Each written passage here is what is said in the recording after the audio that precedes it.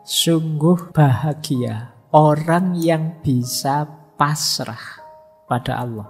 Kalian kan sering galau, sering gelisah, sering sumpek, sering berbagai masalah. Kalau tips dari Nabi apa? Pasrahkan pada Allah. Akan mengurangi banyak beban di hatimu.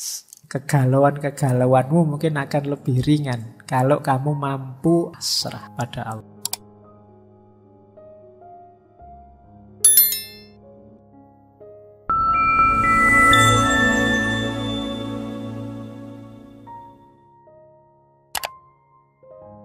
Assalamualaikum warahmatullahi wabarakatuh. Bismillahirrahmanirrahim. Tujuan asketik. Ya memang ada yang duniawi, ada yang ukhrawi. Ada yang duniawi, ada yang spiritual. Bahkan ada yang jenis kesaktian-kesaktian. Di tradisi mistik tertentu yang namanya tirakat itu mengharapkan dapat power. Sakti itu kan sumbernya bahasa India sebenarnya. Jadi mendapatkan, kalau bahasa Jawanya, kadigdayan. Kalau melakukan tirakat ini nanti menguasai ilmu ini, menguasai, bisa mukul orang jarak jauh, bisa menghilang, bisa punya keris petir atau bisa, nah, yang kayak gini nih. Jadi tirakatan ada yang memang fokusnya untuk dapat daya, kekuatan magis, kekuatan gaib. Ada yang memang tujuannya mendekat pada Tuhan. Pasrah diri sepenuhnya ke ranah ilahiyah. Ada yang tujuannya duniawi. Saya puasa 40 hari ini Pak, biar rezekiku lancar. Nah ini tujuannya duniawi. Jadi tirakat-tirakat hidup asketik untuk tujuan duniawi. Saya ini sekarang uzlah di hutan Pak, tujuannya biar anak cucu saya besok makmur semua, sejahtera semua. Nah, ini tujuan duniawi. Ada yang tujuan spiritual, pasrah sepenuhnya pada Allah. Tidak meminta efek pamrih-pamrih duniawi. Ya tujuan duniawi itu kayak teman-teman kalau pas lagi ujian kok moro-moro rajin tahajud. Kalau pas lagi ada pamrihnya tiba-tiba rajin Senin Kemis. Nah, itu tujuan-tujuan duniawi. Jadi padunya atau pamrihnya. Nanti begitu rajin tahajud terus dilihat terakhir, IP saya kok tetap saja tidak naik ya, padahal sudah tahajud loh, terus akhirnya males tahajud. Ya karena pamrihmu pamrih duniawi. Jadi ya sama saja kamu tahajud sepanjang malam males belajar ya, tidak bisa jawab akhirnya. Nah tapi ada tujuan-tujuan duniawi, tujuan-tujuan spiritual. Bahkan kadang-kadang ada tujuan-tujuan kesaktian, daya magis. Makanya orang yang melakukan hidup asketik itu di masyarakat biasanya dipandang orang ini istimewa, orang ini elit, orang ini superior. Jadi itu persepsi di tengah masyarakat. Baik, kita lanjutkan ya sebelum nanti kita masuk ke praksisnya dalam Islam. Nah, ini buahnya. Kalau tadi tujuannya berarti dari manusianya, kalau ini buahnya. Dari berbagai konsep hidup, gaya hidup asketik, itu secara umum orang menganggap gaya hidup asketik itu punya manfaat menyembuhkan, memurnikan, meremajakan, refreshment spiritualitas. Kalau teman-teman merasa tiba-tiba saya kok rasanya belakangan banyak sekali berdosa Pak, saya belakangan ini kok banyak sekali terjebak dalam hidup yang buram, gelap misalnya, coba sebagai obat salah satu alternatifnya pilih gaya-gaya hidup asketik. Dalam rangka apa? Membersihkan. Refreshment. Biar spiritualitasmu hidup lagi, segar lagi. Sudahlah Pak, saya tak puasa dulu mungkin bulan-bulan ini biar lebih dekat sama Allah. Saya tak nambah volume ibadahnya biar lebih dekat sama Allah. Saya tak menjauh sebentar dari orang-orang ramai biar lebih dekat sama Allah. Nah, ini fungsi yang banyak disebut refreshment, peremajaan spiritual.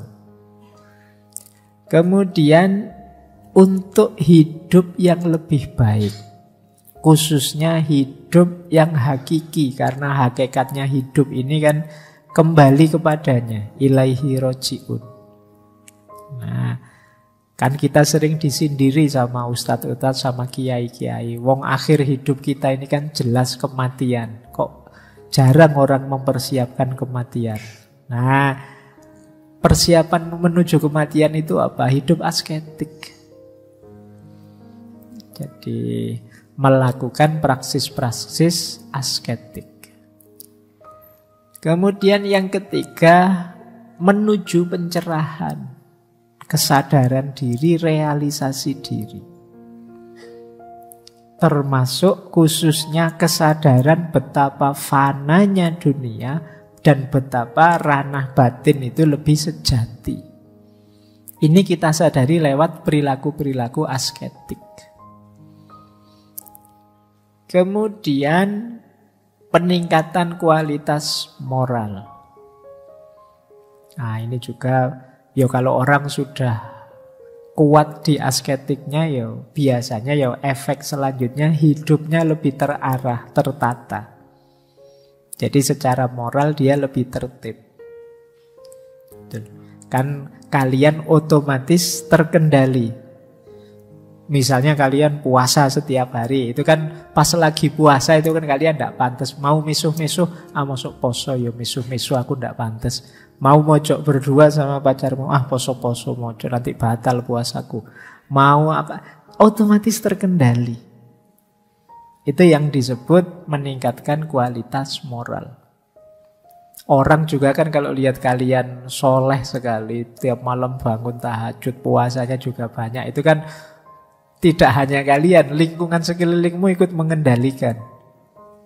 Kalau kalian mau aneh-aneh kan diingatkan, Mas yo mosok kayak gitu mulutnya ndak pantas, wong yo biasa tahajud kok misalnya. Jadi orang-orang sekeliling juga ikut ngontrol, ndak hanya kalian. Mosok anak soleh kok gitu. Ini kan bisa diingatkan sama lingkunganmu. Janganlah ini agak-agak subhat ini, sampean jangan deket-deket, sampean anak soleh rajin ke masjid kok malah nonton yang gini-gini misalnya. Nah ini yang lain juga ikut ngontrol. Jadi perilaku asketik secara tidak sadar ngontrol kita dari perbuatan-perbuatan yang tidak bermoral. Dan tentu saja penguatan orientasi hidup yang tidak berhenti sekedar dunia, karena ada hidup yang lebih hakiki, yaitu hidup nanti sesudah mati. Nah, inilah buah yang kita panen kalau kita menjalankan hidup asketik secara umum. Oke, semoga sedikit-sedikit sudah dipahami sekarang apa itu gaya hidup asketik. Teman-teman boleh sekarang evaluasi diri. Aku ini pantas enggak sih disebut bergaya hidup asketik? Atau jangan-jangan aku ini ya belum nyampe lah, masih minimalis. Atau minimalis juga belum, mungkin ini masih hedon Pak, saya itu masih cuma pengen seneng aja hidup ini. Disuruh susah itu kok ya sulit misalnya. Ya silahkan nanti introspeksi ya. Kalian ada di mana di gaya-gaya hidup yang kita bahas sebulan ini? Baik, bismillah kita mulai. Ini baru kita mulai contoh praksis nyatanya. Seperti apa sih gaya hidup asketik? Kapan-kapan kita bahas di agama yang lainnya. Sekarang kita masuk ke Islam dulu. Gaya hidup asketik dalam Islam itu termasuk tadi diawali dari konsep-konsep minimalisme dan lain sebagainya. Catatan saya ada 4 sebenarnya, yang kelima itu buahnya. Jadi yang pertama qanaah, yang kedua zuhud, yang ketiga uzlah, yang keempat riyadoh, dan puncaknya atau buahnya itu dzauk. Ini pakai bahasa Arab semua ya. Malam hari ini kita ngaji beneran. Tidak apa-apa ya. Yang pertama qanaah. Qanaah itu mudahnya merasa cukup, ridho dengan apapun situasi yang sekarang aku hadapi. Ini mirip prinsip minimalis kemarin.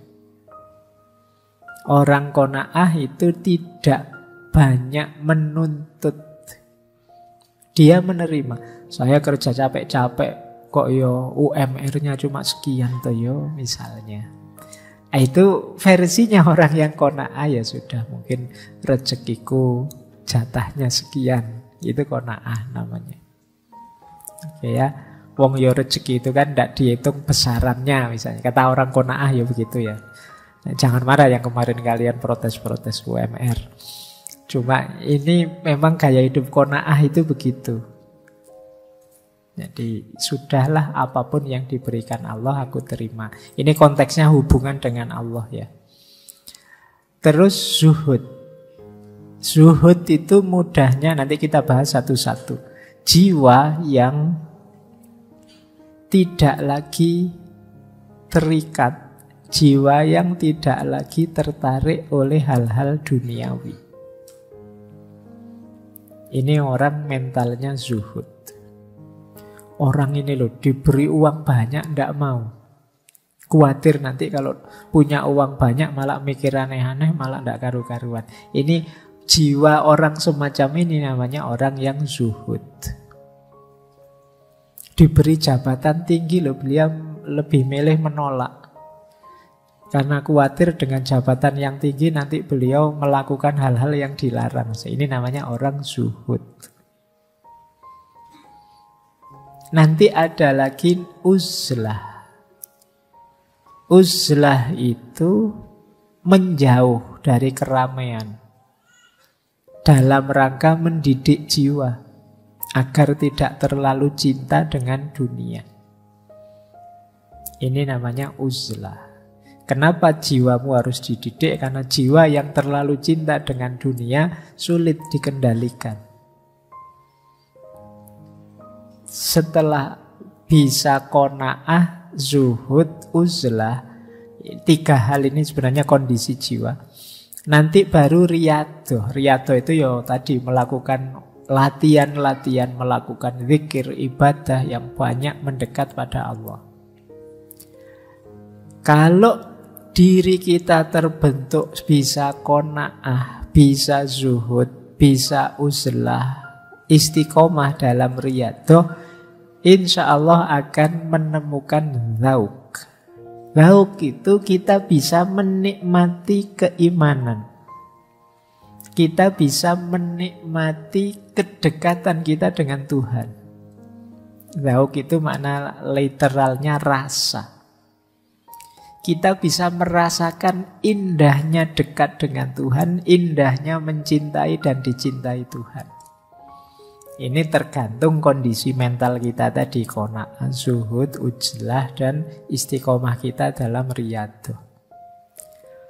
Selama ini kan lebih sering perintah-perintah agama itu jadi beban dalam hidup kita, diakui atau tidak. Kalian kan lagi santai-santai ngobrol, adzan, Allah baru ngobrol sebentar sudah harus sholat lagi. Misalnya itu kan rasanya kayak agama itu beban sekali. Nanti Pak Ustadzmu bilang, Alhamdulillah Ramadan datang, mari kita gembira. Gembira bagaimana 1 bulan tidak makan berat ya. Itu berarti apa? Kalian belum bisa merasakan dzauknya. rasanya. Nah, untuk bisa merasakan zauknya perlu tirakat, perlu gaya hidup asketik tadi, penataan jiwa, penataan mental melalui qanaah, zuhud, uzlah, riyadhah. Jadi ini rumusnya. Kan belakangan ini banyak orang mulai ragu, kata agama ini kok sering jadi sumber masalah ya Pak. Ya, sumber masalah sebenarnya manusianya. Cuma kan kamu merasa kok ya porosnya selalu lewat agama. Kemungkinan kita belum bisa menikmati agama. Belum ketemu zauknya, belum ketemu rasanya. Kalau bahasanya hadis itu manisnya iman. Kita belum nyampe ke sana.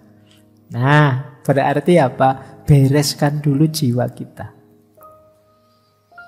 Termasuk dengan ini semua, qanaah, zuhud, uzlah, riyadhah, dan seterusnya. Baik, ini nanti kita bahas satu-satu sampai jam 10, sampai kamu ngantuk. Nah, saya bilang kita malam ini ngaji beneran ya. Ayo kita bahas yang pertama, qanaah. Jadi saya bilang tadi, qanaah itu kondisi jiwa yang merasa cukup. Kemarin minggu lalu kita belajar minimalisme. Mungkin sampai hari ini kalian berat menjalankan gaya minimalis itu. Kenapa? Jiwamu belum terbentuk qanaah. Qanaah itu Pak, saya itu baju 3 sudah cukup kok Pak. Yang lain-lain bisa saya sedekahkan. Ini berarti kamu qanaah. Saya gaji sekian 1 bulan cukup kok Pak. Nah, ini namanya qanaah. Itu saya bawa 2 hadis dari Rasulullah. Yang pertama, al-qanaatu kanzun la yafna. Qanaah itu khazanah yang tidak mungkin habis. Kalau jiwamu qanaah, itu hakikatnya kalian saat itu juga jadi orang kaya. Dan tidak ada habisnya. Jadi kalau ingin kamu nyaman, tidak sibuk, terlalu sibuk mikir dunia, kembangkan jiwa qanaah. Apa saja yang diberikan oleh Allah saya terima. Kondisiku seperti apa saja aku rela. Nah, ini qanaah namanya. Ada hadis yang lain yang bunyinya qad aflaha man aslama wa ruziqa kaffafan wa qana'ahullahu bima atahu. Sungguh bahagia orang yang bisa pasrah pada Allah. Jadi kalian kan sering galau, sering gelisah, sering sumpek, sering berbagai masalah. Kalau tips dari Nabi apa? Pasrahkan pada Allah. Apapun itu. Aku kalau sholat kok tidak bisa khusyuk ya. Pasrahkan ya Allah, saya pasrahkan ini loh. Kualitas sholat saya seperti ini. Mohon dimaklumi. Nah, ini pasrah. Lega nanti hatimu sambil ya berusaha diperbaiki. Ya Allah, saya hari ini banyak bohongnya. Mohon terima diriku apa adanya ya Allah. Aku pasrah wis. Nah, ini qad aflaha man aslama. Akan mengurangi banyak beban di hatimu. Jadi kegalauan-kegalauanmu mungkin akan lebih ringan kalau kamu mampu aslama, pasrah pada Allah. Ya kayak kemarin waktu kita membahas minimalisme kan seolah-olah kita itu kan semua orang kaya terus mengurang-urangi segalanya. Tapi sebenarnya kan bagi yang tidak punya duit, Pak, saya minimalis gimana wong saya tidak punya apa-apa misalnya. Saya sudah otomatis minimal. Maka konsepnya tidak sekedar mengurangi atau hidup sederhana, tapi qanaah. Jadi qanaah itu ya sudah menerima apapun situasi. Ini lebih penting. Jadi maka bahagialah orang yang bisa pasrah dan rezekinya itu levelnya cukup. Tidak berlebih dan tidak kurang. Itu harus bahagia orang yang rezekinya cukup. Rezeki cukup itu kan pingin apa saja cukup. Tidak berlebihan. Jadi ya kayak iklannya apa, salon pas itu loh. Pas butuh ini pas ada, pas butuh itu pas ada. Atau kayak semboyannya Raden Mas Sosrokartono itu loh, sugih tanpa bondo. Sugih tanpa bondo itu kalau katanya Raden Mas Sosrokartono kan, aku itu kalau butuh apa saja ada, meskipun hakikatnya aku tidak punya. Kenapa begitu? Karena aku banyak teman. Jadi di antara makna sugih tanpa bondo kalau Raden Mas Sosrokartono itu, dia pokoknya hidup itu fokus berbuat baik pada orang lain. Jadi saya terus banyak teman. Kalau saya banyak teman, butuh apa saja kadang-kadang datang sendiri meskipun aku tidak punya. Ini namanya sugih tanpa bondo. Beliau kan buka pengobatan di Bandung itu, nolong banyak orang. Prinsipnya kan kantong bolong. Pokoknya aku punya apa saja tak bagi ke orang lain. Akhirnya temennya banyak di mana-mana. Di rumah tidak ada apa-apa, tapi pas butuh apa saja ada. Tiba-tiba kok pengen makan enak, tiba-tiba ada temen datang, yuk makan yuk tak traktir. Ini kamu tergolong orang yang kaya berarti. Butuh apa-apa cukup. Nah, itu kalau bahasa hadis ini waruziko kafafat, diberi rezeki yang cukup. Apapun itu rezeki, mungkin dalam bentuk harta, benda, nilai, mungkin kuliah itu. Nilaimu berapa? Cukup, Pak. Ya kan enggak apa-apa, sih penting lulus kan, nilainya cukup. Daripada yang awak enggak lulus-lulus, saya cukup saja, nang cepet lulus, nang selesai. Oke ya, itu waruziko kafafan. Terus wa qana'ahullahu mimma atahu. Allah menakdir batinmu qanaah terhadap apapun yang diberikan oleh Allah. Jadi Allah membuat kita qanaah, itu sudah cukup sudah. Jadi alternatifnya kan dua, ya Allah penuhi semua kebutuhanku atau buatlah aku merasa cukup dengan apapun pemberianmu. Nah, qana'ahu itu ya yang kedua ini, ya Allah buatlah aku merasa cukup dengan apapun yang Engkau berikan padaku. Rasa cukup ini namanya qana'ah.